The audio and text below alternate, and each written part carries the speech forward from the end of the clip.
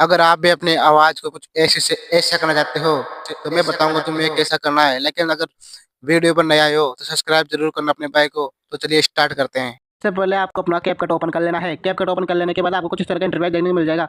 इसके बाद आपको न्यू प्रोजेक्ट पर क्लिक कर देना है और इसको आपको अपनी क्लिप एडिट कर लेनी है। जिस भी क्लिप को आप अपनी आवाज़ देना चाहते हैं, उस क्लिप को आपको ऐसे इंपोर्ट कर लेना है।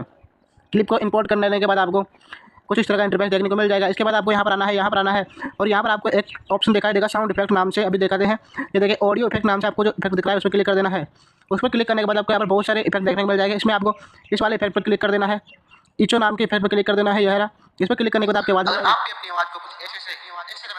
दोस्तों वीडियो पर नया आया तो चैनल को सब्सक्राइब जरूर करें। Thank you.